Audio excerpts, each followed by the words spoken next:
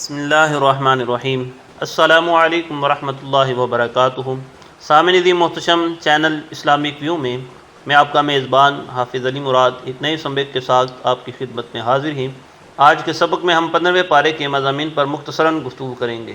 بنی اسرائیل، سورہ بنی اسرائیل کی پہلی آیت میں رسول کریم صلی اللہ علیہ وآلہ وسلم کے معجزہ معراج کی پہلی منزل مسجد حرام سے مسجد اقصیٰ تک کا ذکر صراحت کے ساتھ ہے۔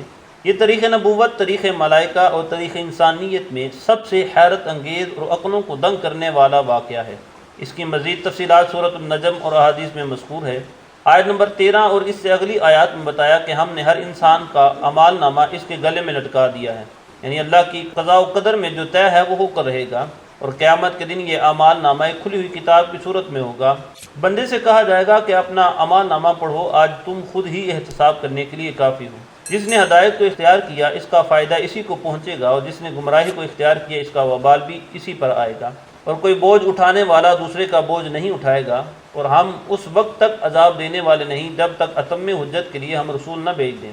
آیت 23 میں والدین کی حقوق کی جانب متوجہ کرتے ہوئے فرمایا، تمہارے رب نے حکم دیا ہے کہ اس کے سوا کسی کی عبادت نہ کرو، ماں باپ کے ساتھ نیک سلوک کرو، اور اگر تمہاری زندگی میں وہ دونوں یا ان میں سے کوئی بڑھاپے کو پہنچ جائے تو ان کو اف تک نہ کہو، ان کو جھڑکو بھی نہیں، ان کے ساتھ ادب سے بات کرو، ان کے لیے عاجزی اور رحم دلی کا بازو جھکائے رکھو، اور یہ دعا کرو، اے میرے رب ان پر رحم فرمانا جیسا کہ انہوں نے بچپن میں رحم کے ساتھ میری پرورش کی۔ آیت 26 میں قرابت داروں، مسکینوں، مسافروں کے حقوق ادا کرنے اور فضول خرچی سے اجتناب کا حکم دیا گیا ہے۔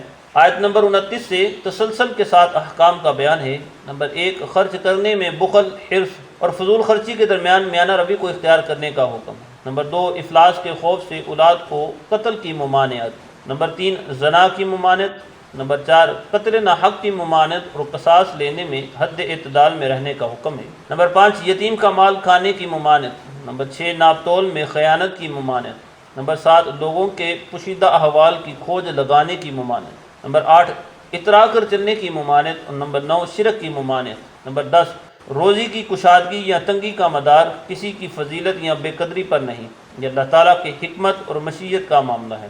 آیت نمبر 44 میں بیان فرمایا کہ 7 آسمان اور زمینیں اور جو بھی ان میں ہے اس کی تسبیح کر رہے ہیں، اور ہر چیز اللہ کی حمد کے ساتھ اس کی تسبیح کر رہی ہے، لیکن تم ان کی تسبیح کو نہیں سمجھتے۔ آیت نمبر 45 میں فرمایا کہ منکرین آخرت قرآن کی تعلیمات سے استفادہ کرنے سے محروم رہتے ہیں، ان کے دل و دماغ حق کو قبول کرنے کی سعادت سے محروم ہیں، وہ فصیح و بلیغ قرآن سن کر بھی نبی پر سحر زدہ ہونے کے تان کرتے ہیں۔ آیت نمبر 61 سے ایک بار پھر فرشتوں کے آدم کو سجدہ کرنے اور شیطان کے انکار کا ذکر ہے، اور اس بات کا بھی ہے کہ اللہ تعالیٰ کے خاص بندوں پر شیطان کا داؤ نہیں چلے گا۔ آیت نمبر 70 میں بنی آدم کی عزت و کرامت کا ذکر ہے۔ اللہ نے بنی آدم کو اپنی مخلوقات میں سے بہت سوں پر فضیلت عطا کی۔ آیت نمبر 78 سے اشارتاً 5 نمازوں کا حکم ہے، فجر کی فضیلت کا بیان، نماز تہجد کی ترغیب، اور رسول کریم صلی اللہ علیہ وآلہ وسلم کے لیے مقام محمود جو مقام شفاعت کبریٰ عطا کیے جانے کا بیان ہے۔ آیت 81 تا 82 میں حق کی آمد اور باطل کے نصف و نابود ہونے کا بیان ہے، اور یہ کہ قرآن میں اہل ایمان کے لیے شفا اور رحمت ہے۔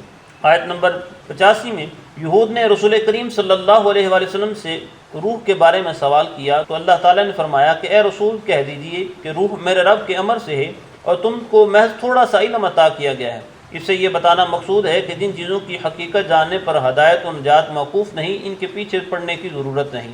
آیت 90 سے مشرکین مکہ کے بعد فاسد مطالبات کا ذکر کرتے ہوئے فرمایا کہ انہوں نے کہا کہ ہم اس وقت تک آپ پر ایمان نہیں لائیں گے حتیٰ کہ نمبر 1، آپ ہمارے لیے زمین سے پانی کا کوئی چشمہ جاری کر دیں، نمبر 2، یا آپ کھجوروں اور انگوروں کے باغات کے مالک بن جائیں جن کے نیچے نہریں بہہ رہی ہوں، نمبر 3، یا آپ ہمیں جس عذاب سے ڈراتے ہیں وہ لے آئیں، یا آسمان کو ٹکڑے ٹکڑے کر کے ہم پر گرا دیں، نمبر 4، یا اللہ اور فرشتوں کو ہمارے سامنے بے حجاب لے آئیں، نمبر 5، یا آپ کے لیے سونے کا گھر ہو، نمبر 6، یا آپ آسمان پر چڑھ جائیں اور پھر آسمان سے ہم پر کتاب نازل کریں جس کو ہم پڑھیں۔ ان سب مطالبات کے جواب میں اللہ تعالیٰ نے فرمایا، اے رسول کہہ دو میرا رب ہر عیب سے پاک ہے، میں کوئی شبدہ باز نہیں ہوں بلکہ میں ایک بشر ہوں جسے اللہ نے رسول بنا کر بھیجا ہے۔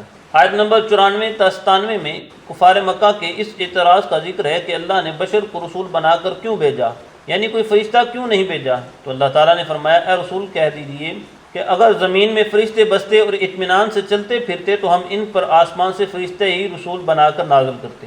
یعنی نبی اور رسول جس مخلوق کی طرف مبعوث ہوتے ہیں اس کی جنس سے ہوتے ہیں. ان آیات میں یہ بھی بتایا کہ منکرین کو ان کے منہوں کے بل اندھا، گونگا اور بہرا بنا کر اٹھایا جائے گا اور ان کا ٹھکانہ جہنم ہے. آیت نمبر 105 میں قرآن کو بتدریج یعنی تھوڑا تھوڑا کر کے نازل کرنے کی حکمت یہ بتائی کہ رسول ان پر ٹھہر ٹھہر کر پڑھیں، ان کے لیے قرآن کو سمجھنے میں آسانی ہو. مشرکین مکہ اعتراض کرتے کہ یہ کبھی آپ اللہ کہتے ہیں اور کبھی رحمان کہتے ہیں، ہم تو رحمان کو نہیں جانتے. تو اللہ تعالیٰ نے فرمایا اے رسول کہہ دیجئے کہ معبود برحق کو تم اللہ کہہ کر پکارو یا رحمان کہہ کر پکارو، تم اسے جس نام سے بھی پکارو گے سب اسی کے نام ہیں. سورۃ الکہف. اس سورہ مبارکہ کی آیت نمبر 9 سے اصحاب کہف کا بیان ہے. یہ چند صالح نوجوان تھے جنہیں اللہ تعالیٰ نے عقیدہ توحید اور ایمان پر ثابت قدم رکھا، لیکن ان کی قوم مشرک تھی اور ایک ظالم بادشاہ مسلط تھا. وہ لوگ ان نوجوانوں کے دشمن ہو گئے اور انہوں نے ان کے شر سے بچنے کے لیے غار میں پناہ لی. اللہ تعالیٰ نے ان پر نیند مسلط کر دی اور اس کیفیت میں وہ 309 سال تک رہے. غار میں اللہ تعالیٰ نے ایسا غیبی انتظام کیا کہ وہ ایک کشادہ جگہ میں تھے. جب سورج طلوع ہوتا تو دھوپ غار کے دائیں جانب رہتی اور غروب ہوتے وقت بائیں جانب پھر جاتی. اللہ تعالیٰ انہیں حسب ضرورت دائیں بائیں کروٹیں بدل دیتا تاکہ ان کو روشنی، حرارت اور ہوا ملتی رہے اور ایک ہی ہیئت میں سوتے ہوئے ان کے بدن پر زخم نہ ہو جائیں. اصحاب کہف کا ایک کتا بھی تھا جو ان کی چوکھٹ پر پاؤں پھیلائے بیٹھا تھا. اصحاب کہف کی تعداد کے بارے میں قرآن مجید میں لوگوں کے حوالے سے 3 اقوال نقل کیے ہیں. پہلے 2 اقوال کو قرآن نے لوگوں کی تقیہ بازی قرار دیا ہے اور تیسرے قول کو قرآن نے رد نہیں کیا، یعنی وہ 7 تھے اور 8واں ان کا کتا تھا. لہٰذا مفسرین نے اسی تعداد کو 7 کے قریب قرار دیا ہے. اللہ نے فرمایا کہ ان کی صحیح تعداد کو اللہ ہی سب سے زیادہ جاننے والا ہے. ان کو صرف چند لوگ جاننے والے ہیں، یعنی جنہیں اللہ تعالیٰ نے اس کا علم عطا کیا. قرآن نے ان کی تعداد کے بارے میں زیادہ بحث سے منع فرمایا اور یہ بھی فرمایا کہ اللہ نے ان کے منظر کو بارو بنا دیا تاکہ کوئی ان کی طرف تانک جھانک نہ کرے. اللہ تعالیٰ نے فرمایا کہ دیکھنے والا سمجھتا ہے کہ وہ جاگ رہے ہیں حالانکہ وہ سوئے ہوئے ہیں. اللہ تعالیٰ نے فرمایا کہ اس طرح ہم نے ان کو اٹھایا تاکہ ایک دوسرے کا حال پوچھیں. آیت نمبر 28 میں رسول کریم صلی اللہ علیہ وسلم سے فرمایا کہ فقراء صحابہ کو آپ اپنے پاس بٹھایا رکھیں، یہ صبح اور شام اپنے رب کی عبادت کرتے ہیں، اس کی رضا کے طلبگار ہیں، آپ اپنی آنکھیں ان سے نہ ہٹائیں. آیت نمبر 32 سے اللہ تعالیٰ نے 2 لوگوں کا واقعہ بیان کیا ہے. ایک شخص کے انگوروں کے عمدہ باغات تھے، اس نے اپنے ساتھی پر تفاخر اور اپنے خالق کی ناشکری کی تو اللہ تعالیٰ نے اس کے مال کو برباد کر دیا. آیت نمبر 45 میں اللہ تعالیٰ نے دنیا کی زندگی کی ناپائیداری کو ایک مثال سے بیان فرمایا کہ آسمان سے بارش نازل ہوئی، گنا سبزہ نکلا، پھر وہ سوکھ کر چورا چورا ہو گیا جسے ہوا اڑا لے گئی. مال اور بیٹے تو محض دنیا کی زندگی کی زینت ہیں، تمہارے رب کے پاس ثواب اور انجام کے اعتبار سے باقی رہنے والی نیکیاں ہی بہتر ہیں. آیت نمبر 60 سے موسیٰ علیہ السلام کے واقعے کا بیان ہے. وہ اپنے ایک خادم یوش بن نون کے ساتھ اللہ تعالیٰ کے احکام کی حکمتوں اور اسرار و رموز کو جاننے کے لیے حضرت خضر علیہ السلام کی تلاش میں نکلے. دوران سفر حضرت موسیٰ علیہ السلام نے اپنے خادم سے کہا کہ ناشتہ لاؤ، ہم سفر کرتے کرتے تھک چکے ہیں. خادم نے کہا دوران سفر جب ہم چٹان کے پاس ٹھہرے تھے تو شیطان نے مچھلی کو مجھ سے بلا دیا اور وہ سمندر میں راستہ بناتے ہوئے نکل گئی. حضرت موسیٰ علیہ السلام نے کہا کہ 2 سمندروں کا سنگم ہی ہماری منزل ہے. وہ دونوں واپس لوٹے اور پھر ہمارا ایک بندہ خاص کو وہاں پایا جس کو ہم نے اپنے پاس سے رحمت عطا کی تھی، ہم نے اسے علم لدنی عطا کیا. مفسرین کے مطابق یہ حضرت خضر علیہ السلام تھے. موسیٰ علیہ السلام نے ان سے کہا اللہ تعالیٰ نے آپ کو جو رشد و ہدایت کا علم خاص عطا کیا ہے اس میں سے کچھ مجھے بھی تعلیم دیں. موسیٰ علیہ السلام اللہ تعالیٰ کے جلیل القدر نبی اور رسول ہیں، کلیم ہیں، افضل ہیں، لیکن افضل کے مقابلے میں کسی دوسرے شخص کو کسی خاص شعبے میں کوئی فضیلت عطا کی جا سکتی ہے. یہی صورتحال یہاں بھی تھی. اس سے یہ معلوم ہوتا ہے کہ اپنے سے کم مرتبہ شخص سے بھی کسی خاص شعبے کا علم حاصل کیا جا سکتا ہے اور اس بنا پر اس کی تکریم کی جا سکتی ہے. سامعین عزیز محترم، آج کے سبق کا اختتام ہوتا ہے. کل ایک نئے سبق کے ساتھ آپ کی خدمت میں حاضر ہوں گے.